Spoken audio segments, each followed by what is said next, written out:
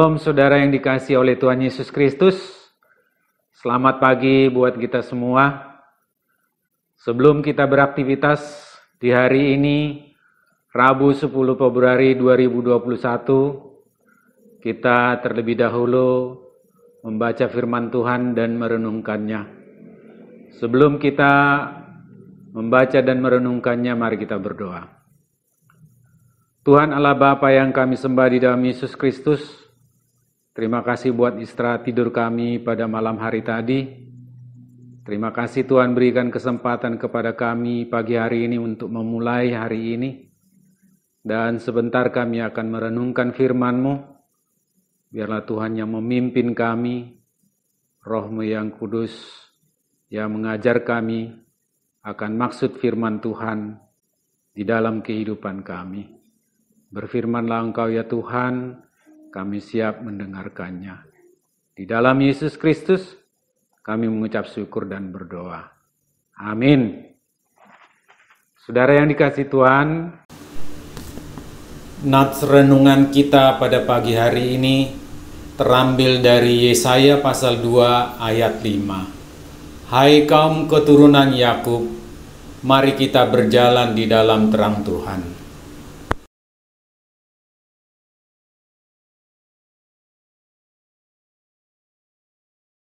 Pada zaman pemerintahan Raja Salomo, kerajaan Israel itu adalah kerajaan yang sangat kaya. Dan Raja Salomo juga adalah seorang raja yang sangat bijaksana. Namun saudara, dia memiliki banyak sekali istri dan gundik.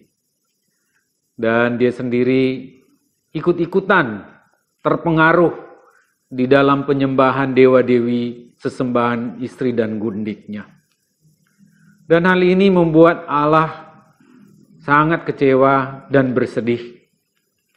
Oleh karena itu, melalui Nabi Ahia, dia menyampaikan bahwa kerajaan Israel akan terbagi dua.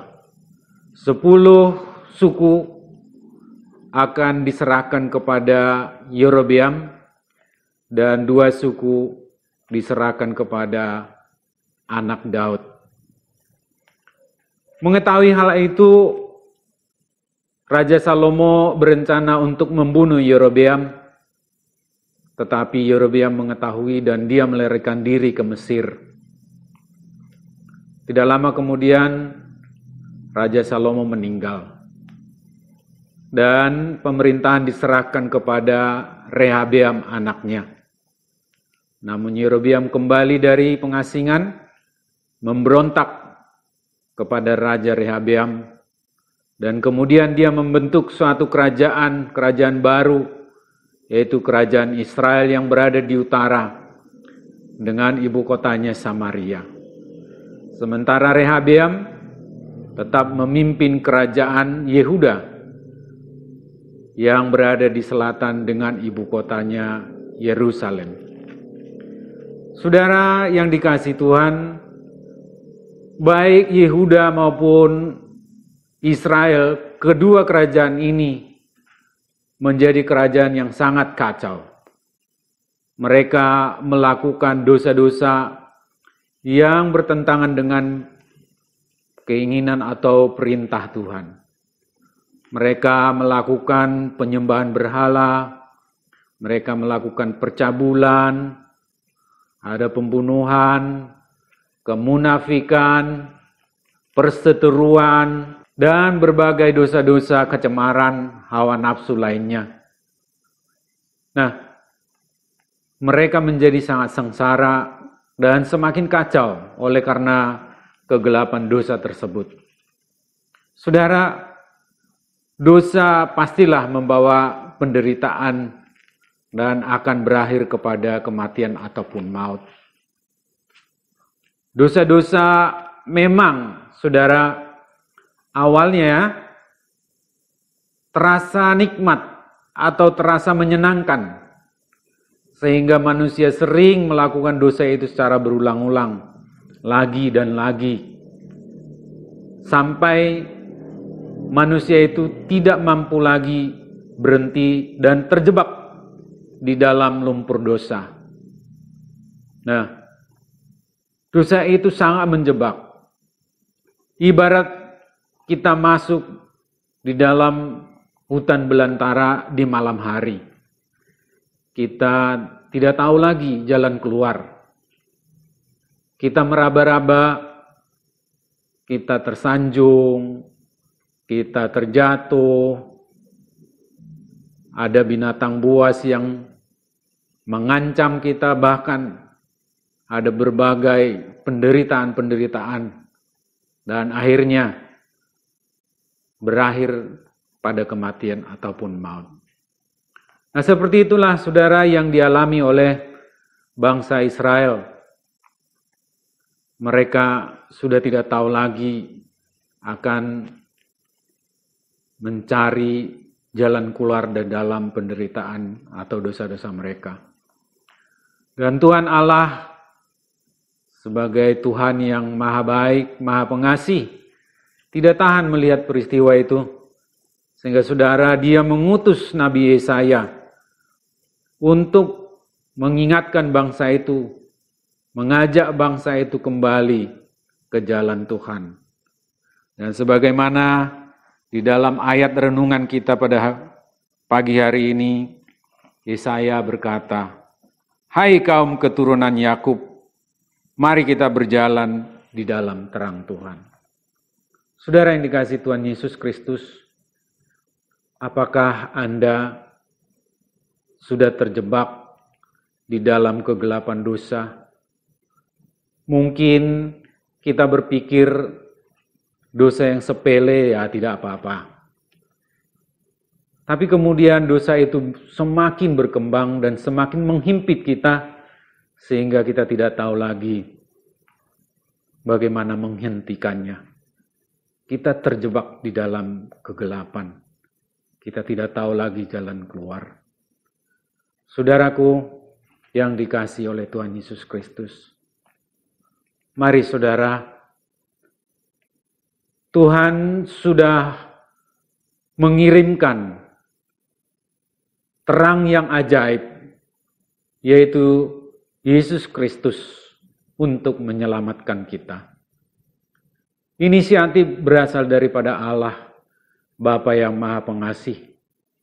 Dia mengirimkan Tuhan Yesus untuk menyelamatkan kita.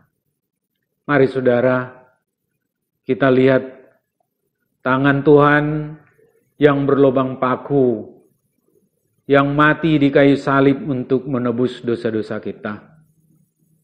Yang terbuka dan dengan lembut mengajak kita, mari kembali kepada Tuhan. Saudara yang dikasihi Tuhan, dosa-dosa kita pasti akan diampuni. Sebagaimana firman Tuhan di dalam Yesaya pasal 1 ayat yang ke-18 berkata, "Sekalipun dosamu merah seperti kermiji, akan menjadi putih seperti salju. Sekalipun berwarna merah seperti kain kesumba, akan menjadi putih seperti bulu domba." Dan dikatakan juga di dalam firman Tuhan, di dalam 1 Yohanes 1 ayat 9 berkata, "Jika kita mengaku dosa kita, maka Ia adalah setia dan adil, sehingga Ia akan mengampuni segala dosa kita dan menyucikan kita dari segala kejahatan." Saudara yang dikasihi oleh Tuhan, mari saudara, kita datang kepada terang Tuhan. Kita kembali ke jalan terang Tuhan. Kita serahkan diri kita kepada Tuhan.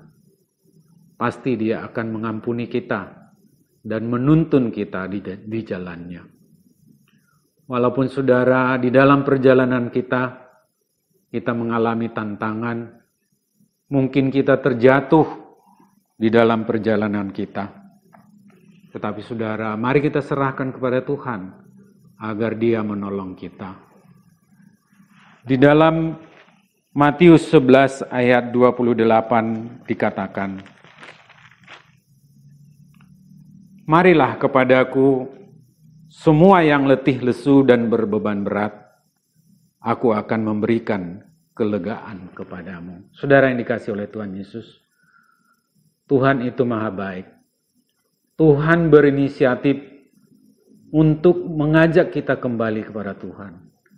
Dengan lembut dia berkata, "Mari kembali ke jalan Tuhan. Mari yang letih berbeban berat, aku akan memberikan kelegaan." Mari saudara, kita responi ajakan Tuhan ini. Kita serahkan diri kita kepada Tuhan. Tuhan pasti menolong kita. Amin. Demikian firman Tuhan. Mari kita berdoa. Tuhan Allah Bapa yang kami sembah di dalam Yesus Kristus, terima kasih buat firman-Mu yang mengingatkan kami akan kasih setia-Mu Tuhan, yang Engkau senantiasa setia menunggu kami untuk kembali kepadamu. Terima kasih juga buat firman-Mu ya Bapa, yang memberikan jaminan bahwa Engkau akan menuntun kami dan memberikan kelegaan kepada kami, memberikan kekuatan kepada kami. Biarlah di sepanjang hari ini, kami serahkan tubuh roh jiwa kami ke dalam tangan-Mu. Di dalam aktivitas kami sepanjang hari ini, kami mau serahkan semuanya ke dalam tangan Tuhan. Ampunkan kami ya Bapa atas segala dosa pelanggaran kami, ampuni atas kelemahan kami, ampuni atas ketidakberdayaan kami dan ketidaksetiaan kami. Terima kasih ya Bapa. Di dalam Yesus Kristus kami mengucap syukur dan berdoa. Amin. Demikian saudara yang dikasihi oleh Tuhan Yesus Kristus. Selamat beraktivitas di sepanjang hari ini. Tuhan memberkati.